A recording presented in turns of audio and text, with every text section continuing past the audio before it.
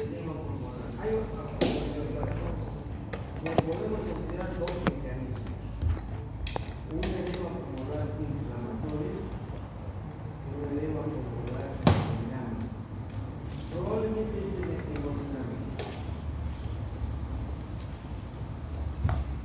¿Cuál es la causa del edema pulmonar hemodinámico? Aumento de la líquidos. Ya, hay por ejemplo, tenemos la presión osmótica y hidrostática, donde se divide entre estos. También tenemos falta de drenaje linfático, como también cambios en la resistencia vascular. Cambios en la resistencia vascular.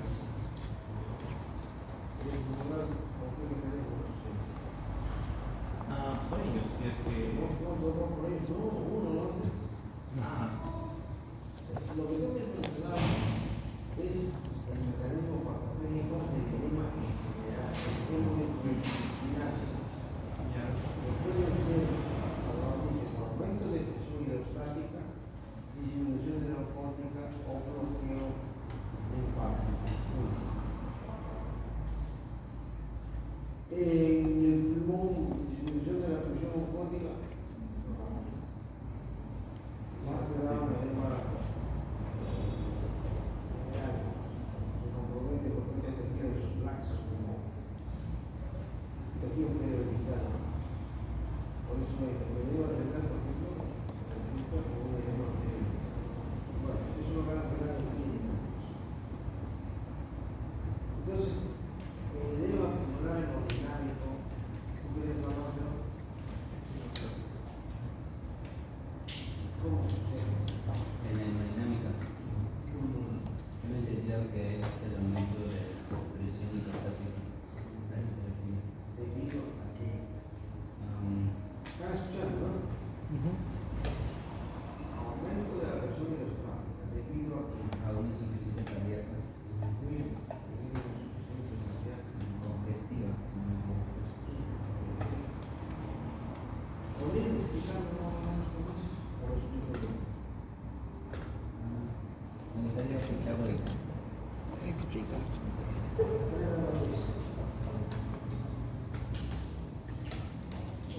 Ay, no.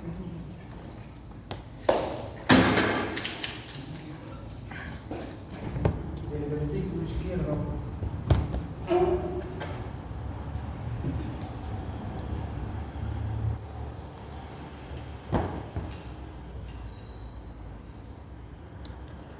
corazón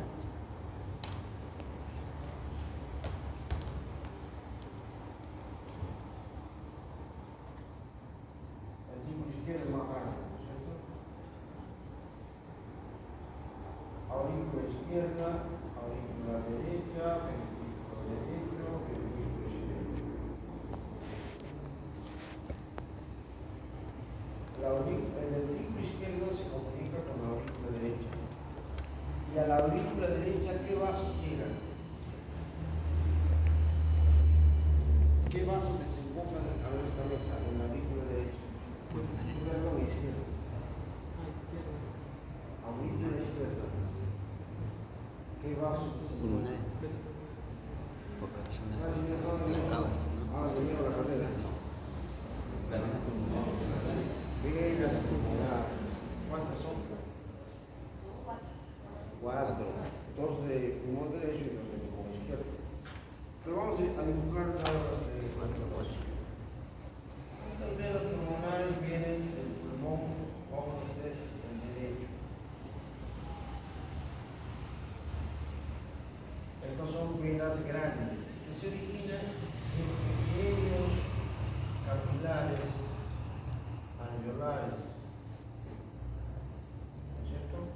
Los capilares que después hacen venas cada vez más gruesas hasta llegar a las venas pulmonares. ¿No es cierto? Todo es un continuo. Entonces nosotros podemos representar esto esquemáticamente con una cavidad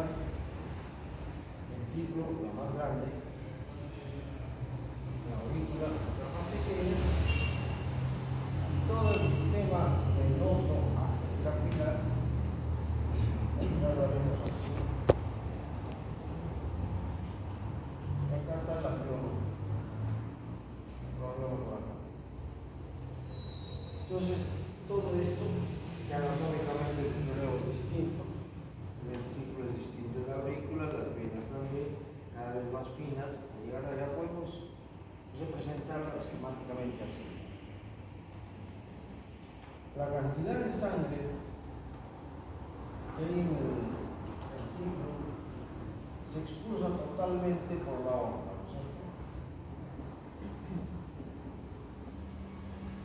En un corazón normal. Si hay hipertensión, ¿qué pasa con el corazón? Hipertrofia. Se hipertrofia. Para compensar la resistencia que hay en esa zona. Durante ese lapso de hipertrofia no hay ninguna alteración pulmonar. El paciente no tiene ningún síntoma. ¿Por qué?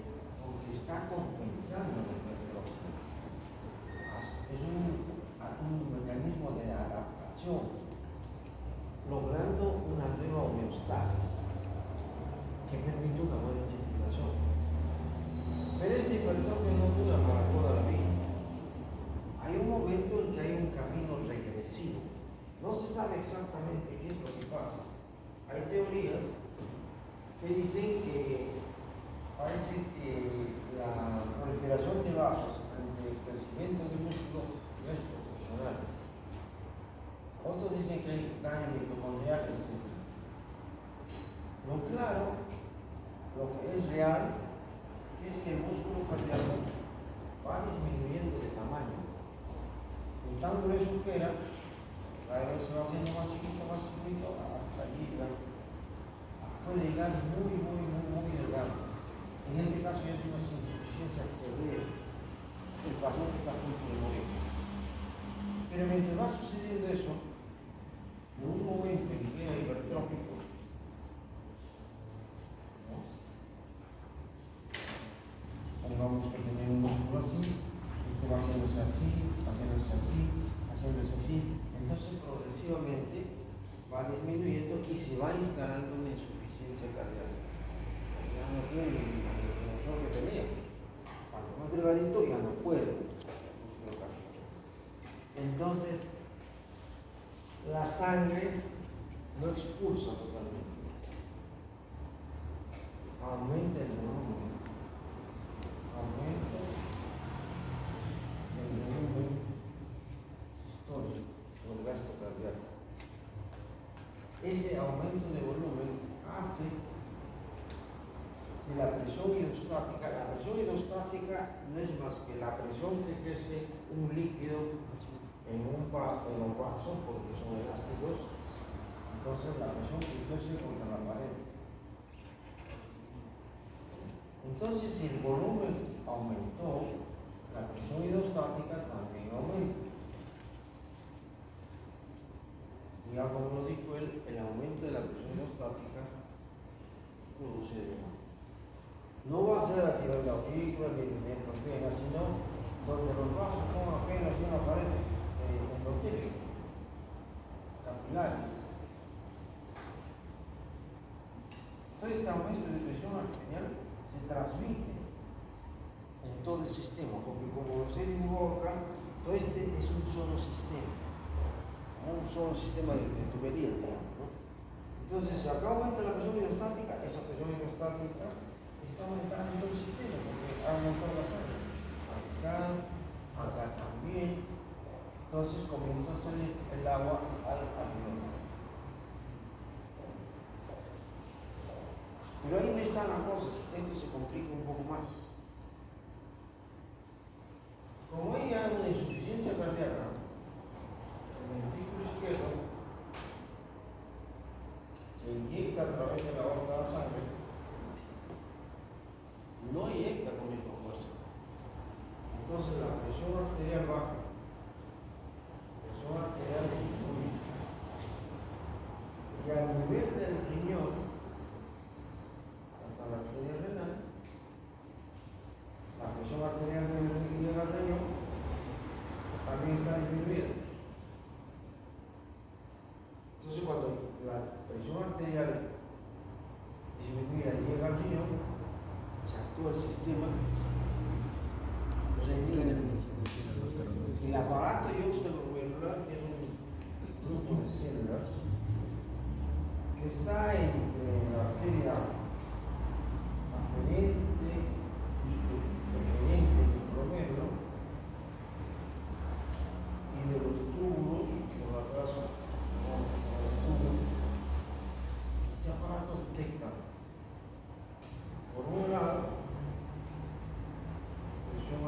arterial baja. Y por otro lado, disminución de la producción de orina. Poca presión arterial también, poco sangrado, menos disminuye la cantidad de orina. Entonces comienza a secretar renina. La renina actúa sobre el angiotensinógeno para convertirlo en angiotensina 1 y esta a su vez en angiotensina 2 y esta sobre la suprarrenal para secretar aldosterona. Y la aldosterona favorece la absorción a nivel de túbulos contorneados distales del riñón, aumenta la absorción de sodio junto con sodio y cloro y por lo tanto aumento del agua. Aumento del H2O.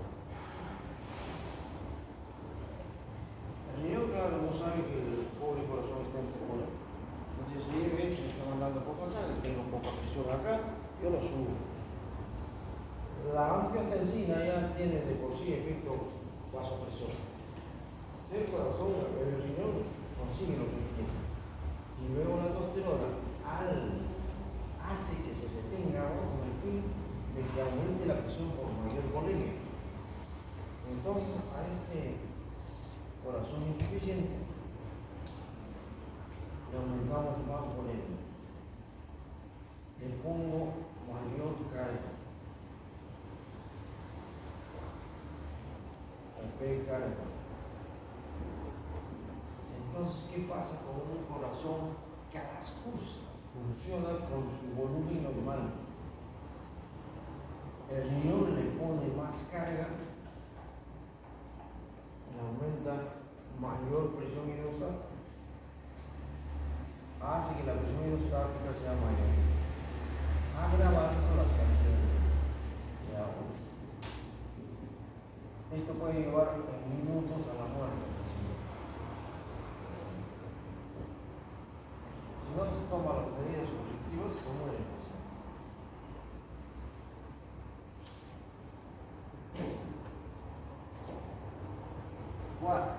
¿Cómo se actuaría acá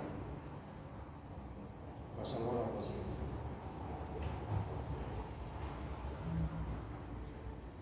¿Diuréticos? Los diuréticos disminuyen el agua, ¿no es cierto? Pero son muy lentos. ¿Cuál es, de todo este mecanismo, cuál es el más peligroso, digamos? ¿Qué es lo más peligroso? Por el mecanismo que también sí estamos teniendo que hacer mal, por la elevación de la volemia. Aumenta de carga y aumenta de volemia. La bulimia. Volemia. El retorno venoso. La volemia. La volemia es lo más peligroso. Esto hace que el pobre corazón que está a las justas funcionando pone más carga. Yo tenía un profesor que para esto ilustrarlo, nos decía que el corazón enfermo, el corazón insuficiente, es como un caballito. Me voy a dibujar un caballo, no sé si vas a ver. ¿No? Un caballito de tiro. ¿Qué es caballo de tiro? Yo no sé si les mencioné que yo estudié medicina en Argentina. No acá. Los caballos de tiro son caballos que cargan carretas. En Argentina había mucho, ahora no tiene bien. Los cuales llevan su carguita. Entonces nos decía el profesor, imagínense el corazón como un caballo viajero, que camina más o menos, está ahí, cumple con su función, todavía no es un caballo muy poco. ¿Qué sucede si a este pobre caballito le aumentan su carga? ¿Qué es lo que sucede acá? Se muere el caballo. Entonces, ¿cuál sería la solución para que no se muera el caballo? ¿Qué te parece? ¿Ah? El disminuir su carga, a lo mejor el caballo, no tengo muy bien. Alguien le ha puesto mucha carga. Seguro los alumnos de la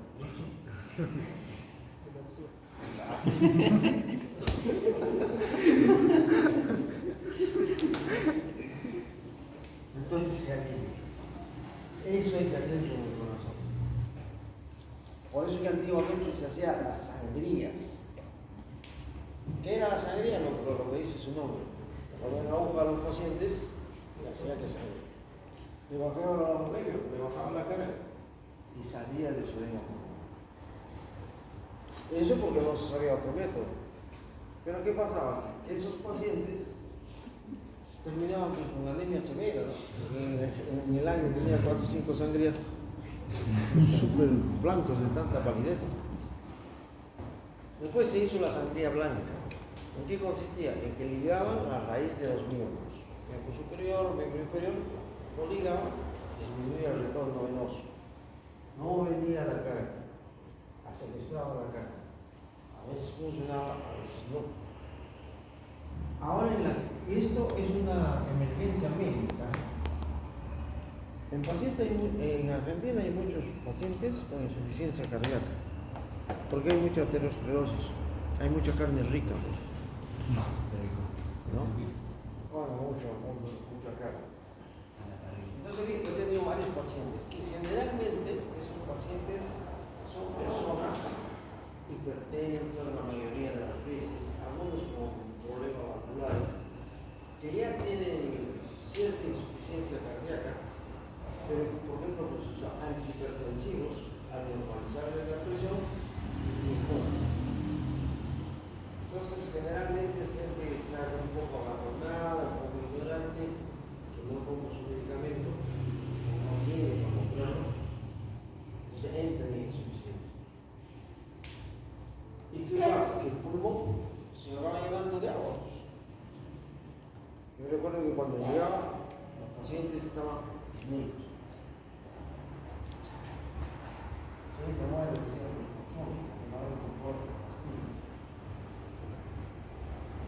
El agua se va llenando con presión hasta que llega a llenar los dos pulmones. Se ahoga en su agua, en su líquido el paciente. Entonces lo asustaba, generalmente llegaba y tenía hasta el tercio, tenía 2 tercios todavía, pero ya estaba con cianosis, todo. Pero todavía podía hacer vamos. Entonces simplemente, ¿qué hacía? Decía, levanta la lengüita, le ponía una pastilla, listo. Al rato, sale. ¿Cuál era el efecto de la pastilla?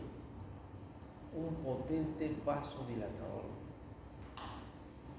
Ustedes saben que las 2/3 partes de la sangre están en las venas.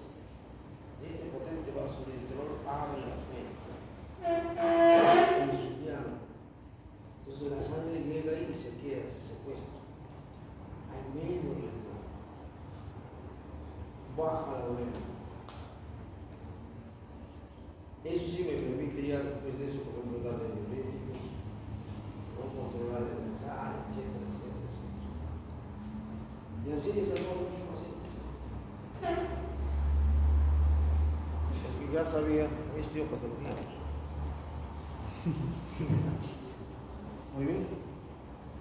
Ese es el mecanismo del edema hemodinámico. Vamos a ver ahora la parte estructural. No sé si hay más de un micro o solamente un micro.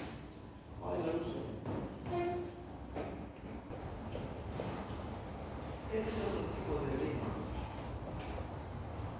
Este es un edema inflamatorio, no cardiogénico. Lo que yo les he mencionado es cardiogénico. Este es el cardiogénico. Este es normal, ¿no?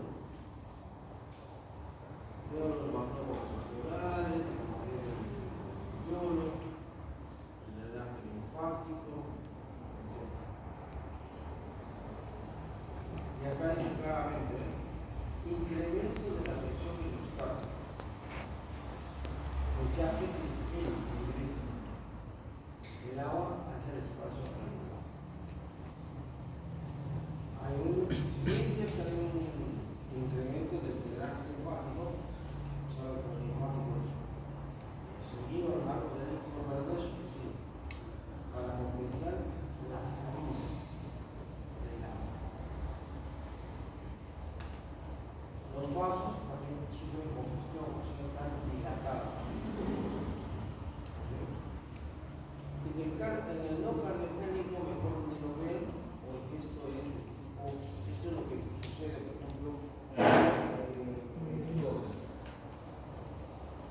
no complicarnos, a ver, responsable es el famoso motor.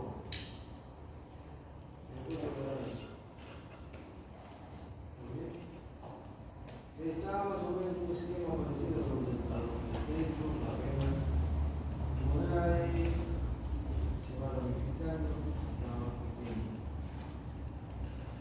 envuelven a los capilares. Síntomas visibles del edema pulmonar: disnea, ortopnea. ¿Saben qué es ortopnea? Es cuando te paras y sientes como que se te va el mundo. Tiene que estar sentado, cuando se recuesta, se agudiza el edema. Por eso tiene que estar en posición sentada, así como está acá.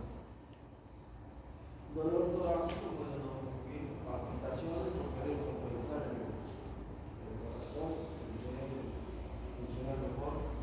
Tos, como expectoración, una cosa, por ejemplo, también a través de la bronquia, vas teniendo agua líquida. O sea, los bronquios también va a haber líquido. Tos con expectoración mucosa, espumante. Si es espumante es peligroso. ¿Por qué?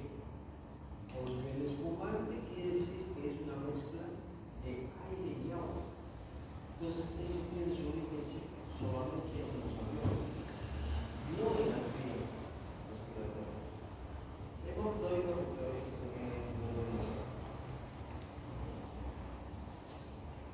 Seguido, taquicardia. Taquicardia es un incremento de la frecuencia respiratoria. Lógico, el organismo trata de alguna manera de comenzar la frecuencia respiratoria, la frecuencia cardíaca. La presión arterial se conoce como la presión arterial baja. Diaforesis, estos son ya síntomas de shock. Distensión de la vena yugular cuando hay insuficiencia cardíaca derecha. Hepatomegalia cuando hay insuficiencia cardíaca derecha. Soplo cardíaco si es que hay alguna neuropatía. Crepitaciones pulmonares, sí. ¿Qué son las crepitaciones? Es un sonido especial que antes lo decían que se parece a cuando uno agarra un diario periódico, agarra un diario periódico, ese sonido que hace, así suena. Sibilancias cuando a nivel de los bronquios, se nematiza. Respiración irregular, edema periférico por insuficiencia cardíaca. La respiración es chain stop.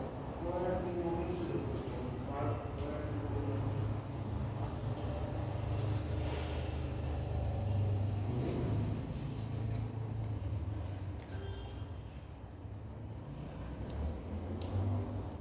Bien.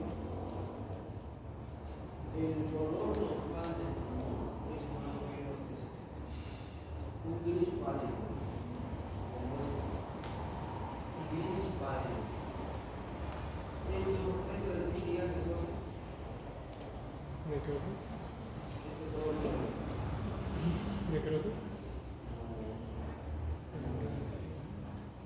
Simplemente calor. Esta es la famosa antracosis.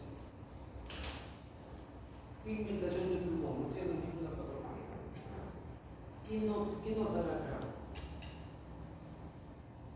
Si les digo que este es más o menos el aspecto del pulmón normal, blanquecino, gris blanquecino, rayas de antracosis, o sea, de carbón. ¿Qué notan? ¿Qué les llama la atención de todo esto? El color rojo por el contraste. El color rojo. ¿Por qué estará rojo?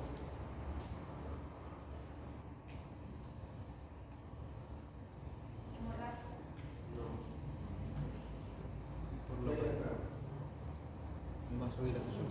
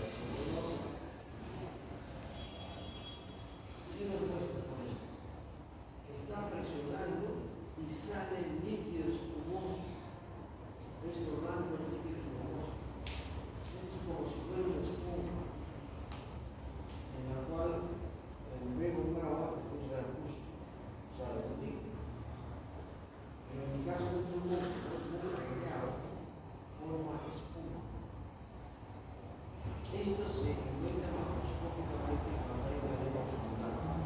Si uno hace una necropsia de un paciente que muere por edema pulmonar, debe encontrar los pulmones rojizos, los glóbulos pueden estar llenos de este material espumante. No sé si han visto películas a veces que algunas personas dan o dan espuma por la boca. ¿Lo han visto alguna vez? Sí. Eso es un edema tan severo que sale por los bronquios, llega a la tráquea, llega a la faringe, sale por la boca, por la nariz. Un edema severo. Históricamente esta lámina es de la que tienen ustedes. Hay un modelo de ellos. Por eso les decía, se han probado un tratamiento constante y de casi. Entonces eso lo estamos dando como no normal, con espacios ventilados, transparentes. Acá notamos, esto es normal mismo en los aviones. En cambio, estos están ocupados con un material rosado pálido. ¿Qué será? Es el agua que se nos olvidó. Debe haber más nuevamente. Bueno, tampoco se ve acá bien. Acá sí. Este tal vez es más significativo. Este material rosado pálido. Ese es el punto. Hemodinámico. Porque hay un edema también en el intestino. Acá se mejora, pero nos está mostrando lo normal. Vale. Aunque lo normal es, hay unos con edema. Ese material rosado finamente granular, generalmente se ve más alucinógeno. Esta muy pálida. Normal y edema. Finamente granular. Puede haber también macrófagos. En los pacientes, el edema pulmonar puede ser agudo, el que estamos describiendo, o crónico. En el crónico hay salida de glóbulos rojos hacia los alveolos. Y los macrófagos alveolares fagocitan el pigmento de sus glóbulos rojos. Y antiguamente, un paciente, por ejemplo, que iba a acudir con tos crónica, pero sin fiebre,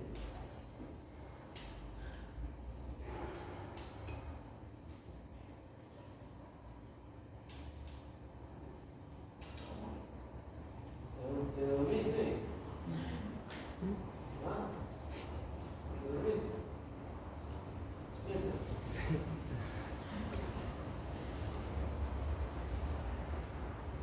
En un paciente crónico antes, por ejemplo, venía un paciente y tenía mucha tos, pero tomaba fiebre, no había fiebre, hacía su programa, no había leucocitosis, no había inflamación, consultaba,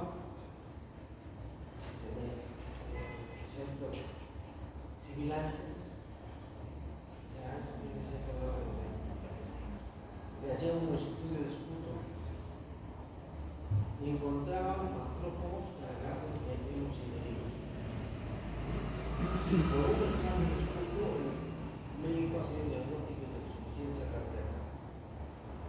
¿Por qué? Porque encontraban estos macrófagos están cargados de hemosiderina, que eso sucede cuando hay edema pulmonar crónico.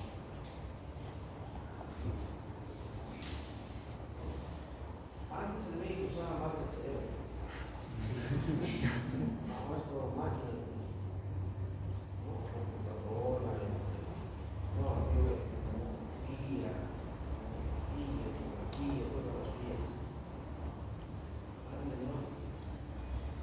Ese es el médico que es muy inteligente, no es el médico. No soy inteligente, sí, va a ser médico. Por eso que después estamos metiendo la mano por todo lado. Ese es el edema pulmonar.